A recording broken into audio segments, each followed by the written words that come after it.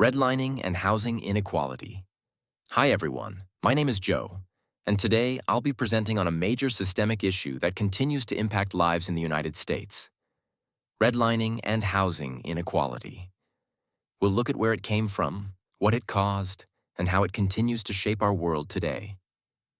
Introduction. Redlining refers to the deliberate denial of financial services, like mortgages, based on the racial or ethnic makeup of neighborhoods.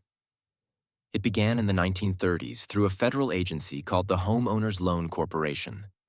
While it may seem like a historical problem, redlining's consequences are still felt today in wealth inequality, educational gaps, and poor access to health care in many communities.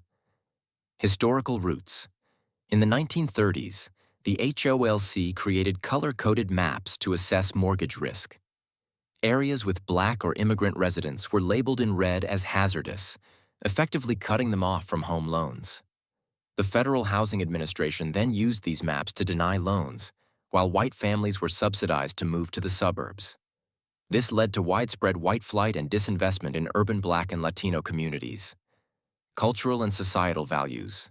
Redlining didn't happen in a vacuum. It reflected societal values of the time. White suburban neighborhoods were seen as stable and desirable, while racially mixed or Black neighborhoods were considered risky. These attitudes weren't just personal opinions. They were embedded in government policies, local zoning, and real estate practices, reinforcing segregation. How inequality manifested. The consequences of redlining were far-reaching. Public schools, funded by local property taxes, suffered in redlined neighborhoods. Housing was overcrowded and poorly maintained, leading to negative health outcomes. Job access was limited due to transit and investment gaps. Most importantly, Black families couldn't build generational wealth through homeownership, something white families were actively encouraged to do. Intersectionality redlining primarily targeted Black communities, but Latino and immigrant neighborhoods also suffered. Poor white families, though somewhat better off, were often trapped in these zones too. Single mothers and women-led households faced even more barriers when applying for loans. So while redlining was racial at its core, its effects varied by class, gender, and immigration status. Where we are now. The 1968 Fair Housing Act made redlining illegal, but its effects persist. Today, minority borrowers are still more likely to be denied loans or undervalued in appraisals. The Mapping Inequality Project shows that many of the poorest neighborhoods today are those that were redlined nearly a century ago. Case example. The Johnson family.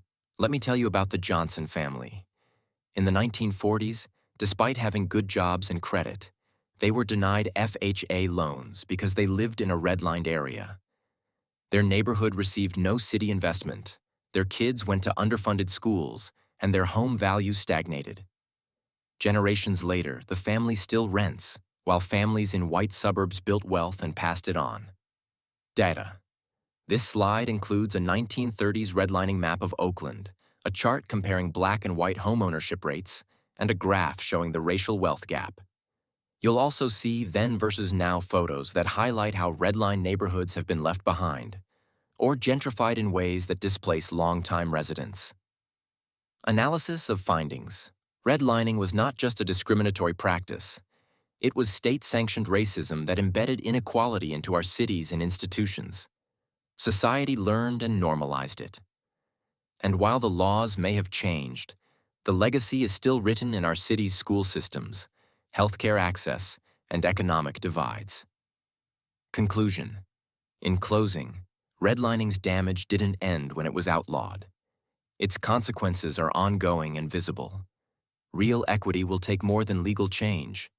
It will take investment in historically harmed communities, structural reforms, and possibly reparations. The first step is remembering and understanding this history.